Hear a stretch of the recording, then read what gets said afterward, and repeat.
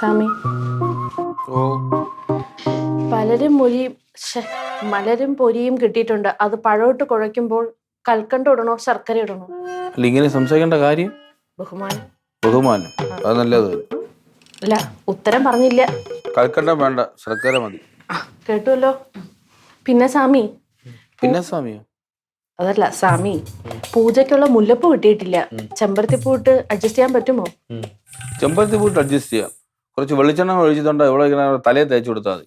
താളിയായിട്ട് ഉപയോഗിക്കും. ശരി സ്വാമി. പൂജയുടെ കാര്യം പറയുമ്പോഴേ മുല്ലപ്പൂ തന്നെ വേണം. ഒപ്പിക്കാം സ്വാമി. ഒപ്പിക്കണ്ട, വാങ്ങിച്ചാൽ മതി. ശരി സ്വാമി. സ്വാമി, അവസാനമായിട്ട് അവിടത്തേക്ക് ഒരു കാര്യം അറിയിക്കാറുണ്ട്. ഇതുകൊണ്ട് എവിടെയെങ്കിലും പുറപ്പെട്ടു പോകാൻ ഉദ്ദേശിക്കുന്നുണ്ടോ? അല്ല, ഇതും പറഞ്ഞിട്ട് പോവാമായിരുന്നു. സ്വാമി, നമ്മൾ കുറച്ചു നേരമായിട്ട് ഈ പച്ചക്കറി ഇങ്ങനെ ഭക്ഷിച്ച് മടുത്തിരിക്കുകയായിരുന്നു. അതുകൊണ്ട് ഞങ്ങൾ ഒരു ചിക്കൻ ബിരിയാണി ഓർഡർ ചെയ്യുന്നത് കൊണ്ട് സ്വാമിക്ക് എന്തെങ്കിലും വിരോധം? എനിക്കൊരു വിരോധമില്ല. ഇത് അല്ല, വിരോധം ചിക്കൻ ബിരിയാണിയാ? സ്വാമി, സ്വാമിക്കൊരു ബുദ്ധിമുട്ടില്ലാത്ത രീതിയിൽ നമ്മൾ എങ്ങനെയെങ്കിലും അത് കഴിച്ചോളാം. ഏതെങ്കിലും മൂലയെ കൊണ്ടുവച്ച് കഴിച്ചോ, എന്റെ ദൃഷ്ടി അതിൽ പെടരുത്. അത് ഞാൻ നോക്കിക്കോളാം. ഓക്കെ. അതന്നെ, സ്വാമി താഴ്പോട്ട് വരാതിരുന്നാ മതി. താഴ്പോട്ടിയാ? അങ്ങനല്ലേ പറയുന്നത്? ചിന്നു എന്ത് തിന്നു?